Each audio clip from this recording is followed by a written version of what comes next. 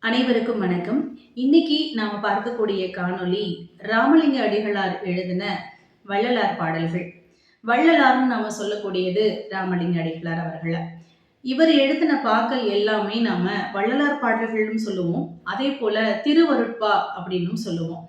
இந்த வள்ளலாருடைய மிக முக்கியமான ஒரு விஷயம், மிக முக்கியமான ஒரு கருத்து, ஒரு நீதி அப்படின்னு சொல்லலாம். அவர் கையாண்ட ஒரு கொள்கை அப்படின்னு கூட சொல்லலாம். அவர் யாருமே பசி இல்லாம இருக்கணும். எல்லாருமே பசியோட இருக்கக்கூடாது. பசிங்கிறது ஒரு பிணி மாதிரி, நோய் மாதிரி. அந்த பசி பிணின்றது இந்த உலகத்துல யாருக்குமே இருக்கக்கூடாது அப்படின்னு சொல்லி ஒரு இயக்கம் ஆரம்பிச்சவர். "வாடிய பயிரை கண்டபோதெல்லாம் வாடினேன்" அப்படின்னு சொல்லிட்டு ஒரு அழகான வார்த்தை வரும். அவர் பாடின பாடல்ல, "வாடிய பயிர், அந்த பயிரை பார்க்கும்போதெல்லாம் என் மனசு வாடுது." நம்ம ஒரு வீட்ல ஒரு செடி வளர்ப்போம்.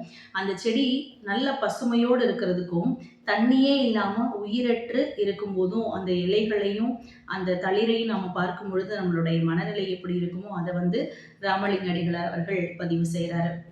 ஒரு செடி அப்படியே வாடி போயி, வெப்ப மிகுதியால தண்ணீர் இல்லாம வறட்சியோடு இருக்கக்கூடிய நிலை. இதையே நம்ம மனிதனுக்கு ஒப்பிடுவோமே. ஒரு மனிதன் தனக்கு தண்ணி இல்லாம, ஒரு சாப்பாடு இல்லாம, ஒரு உயிரற்ற நிலையில இருக்கக்கூடிய நிலைய தான் அவர் அப்படி பார்க்கிறார். இப்போ சாப்பிடாமயே இருக்கக்கூடிய ஒரு மனிதனையும், நல்ல சாப்பிட்டு திடகாத்திரமா இருக்கக்கூடிய மனிதனையும் நம்ம ஒப்பிட்டு பார்க்கலாம். அப்போ இருவருக்கும் என்ன வேறுபாடு அப்படின்னா, எப்ப வேணாலும் கீழ விழுந்து இறந்து போலாம்ன்றது தான் அந்த வார்த்தையினுடைய ஒரு முழுமையான அர்த்தம். "வாடிய பயிரை கண்டபோதெல்லாம் வாடினேன்." எப்போ நான் அந்த வாடிய பயிர பார்க்குறேனோ, அப்ப எல்லாம் என் மனசு ரொம்ப கஷ்டமா இருக்குது. அந்த செடிக்கு உயிரூட்டணும் அப்படின்னு. அதே போல ஆம், நிறைய விஷயங்கள் இந்த வள்ளலார் பாடல்கள்ல சொல்லியிருக்கிறாங்க. மிக முக்கியமா சொல்லணும் அப்படின்னா, ஒரு பக்கத்து ஊர்ல ஒரு வறியவன் அவனுக்கு செய்வதறியாம, இல்ல அவன் களவு, கொலை, குற்றம் இதெல்லாம் செய்யக்கூடிய ஒரு ஒரு மனிதனாக அவன் இருக்கான். பக்கத்து ஊர்ல ஒரு கொலை நடந்துருச்சு. ஒருத்தன் இன்னொருத்தனை கொலை பண்ணிட்டான் அப்படின்ற விஷயத்த நான் கேட்கும்போது, என்னுடைய வயிற்றுக்குள்ள உலைக்களத்துல விடக்கூடிய நெருப்பு, அந்த கம்பி இருக்கு இல்லையா? அத சூட்டுக்கோல என்னுடைய வயிற்றுக்குள்ள விடுற மாதிரி இருக்கு. உட்புகுதல் மாதிரி இருக்கு அப்படின்னு சொல்லி வருந்துவாரு. அதே போல நெறைய நெறைய விஷயங்கள இவர் பதிவு செய்றாரு. அம்மா கடுமையான சொற்கள் சொல்லும்போது நான் கேட்டுப்பேன். அம்மாவ நான் திட்டுவேன். பயங்கரமா கோவப்படுவேன். நண்பர்கள் கிட்டலாம் கோவப்படுவேன். எல்லாரையும் நான் உதாசீனப்படுத்துவேன். நெறைய பொய் சொல்லுவேன். நெறைய திருடுவேன். களவு பண்ணியிருக்கேன். பொய் சொல்லியிருக்கேன். மற்றவர்கள மதிக்காம இருந்திருக்கேன். ஆனா, இது எல்லாத்தையும் நான் பின்னாடி நெனச்சு வருத்தப்பட்டுருக்கேன். நான் அப்போதைக்கு இருந்த மனநிலை எல்லாமே உனக்கே தெரியும் அப்படின்னு சொல்லி இறைவன் கிட்ட முறையிடுறாரு. ஒவ்வொரு விஷயமாக நான் இவ்வாறெல்லாம் இருந்தேன். என்னுடைய மனநிலை உனக்கு தெரியாதா? அப்படின்னு சொல்லி இறைவனிடம் கேட்கிறாரு. எப்படியெல்லாம் கீழ்நிலையிலிருந்து ஒரு மனிதன் மேல்நிலைக்கு வர்றதுக்கு என்னென்ன வாய்ப்புகள் இருக்கோ, அது எல்லாத்தையுமே சொல்றாரு.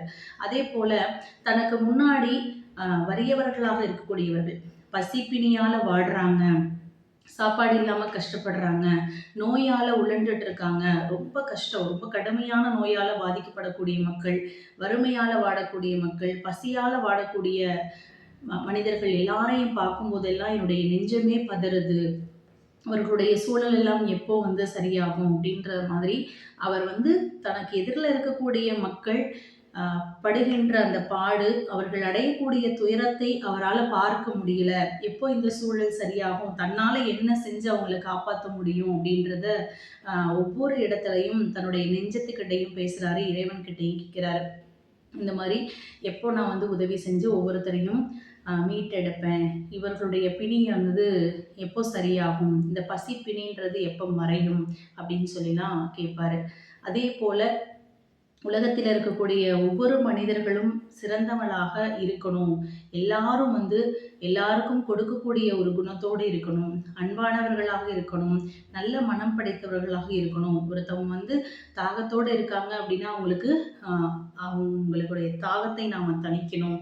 பசியோடு இருக்காங்கன்னா அவர்களுடைய பசியை நாம போக்கணும் அப்படின்னு சொல்லி பல வகையான அறக்கருத்துக்களையும் மனிதர்கள் நல்ல மனிதர்களாக மேம்படுறதுக்கான பல வகையான சிந்தனைகளையும் வள்ளலார் அவர்கள் சொல்லியிருக்கிறாங்க.